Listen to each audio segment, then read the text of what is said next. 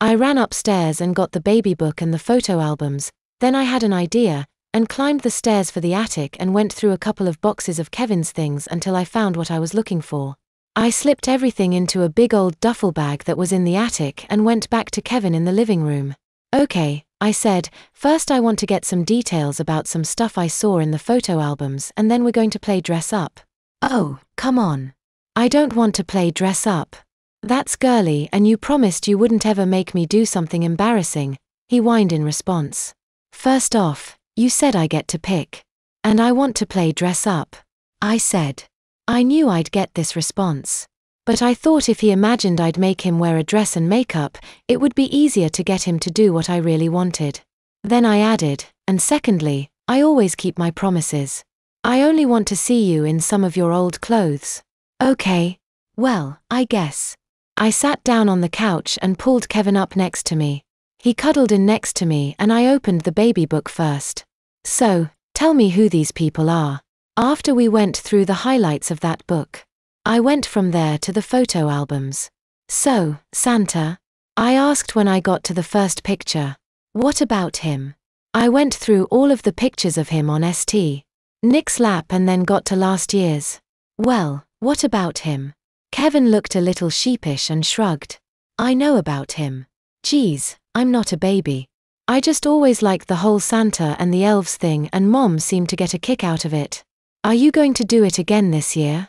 He blushed a bit and shrugged. You are. That is so cute.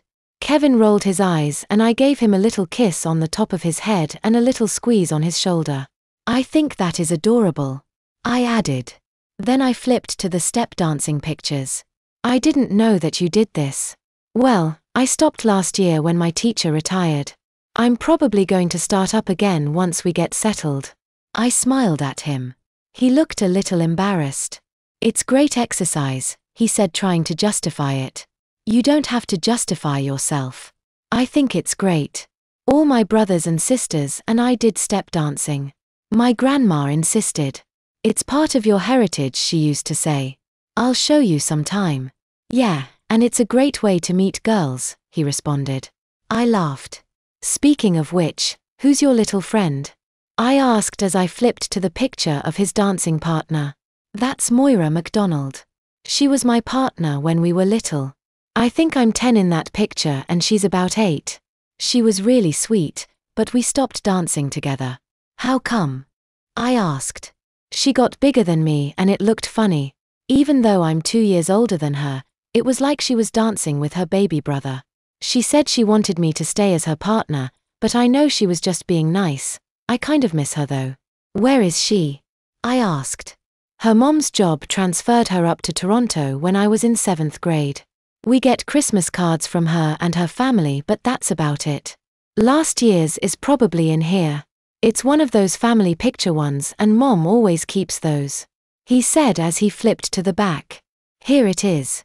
He showed me the picture. It was one of the most beautiful families I'd ever seen. 4 girls and a baby boy, each with flaming red hair, wearing Irish knit sweaters and perfect smiles. The oldest girl was about my age. Kevin was pointing to Moira, the youngest girl. She had grown up a lot. She would be gorgeous when she was an adult. He sighed and looked at her wistfully. First love. I thought. Then I said, maybe we could get in touch with her this summer. Really? Sure. Toronto isn't that far. Do you have a passport? Yeah. Well, we'll talk to your mom about it after Cape Cod. Okay. Kevin looked excited and nervous about it and said, yeah. Okay. Now, I said, time for dress up. Right. No makeup. I smiled. Spoil sport. No makeup. Okay then. Cool. First outfit. Kevin the step dancer.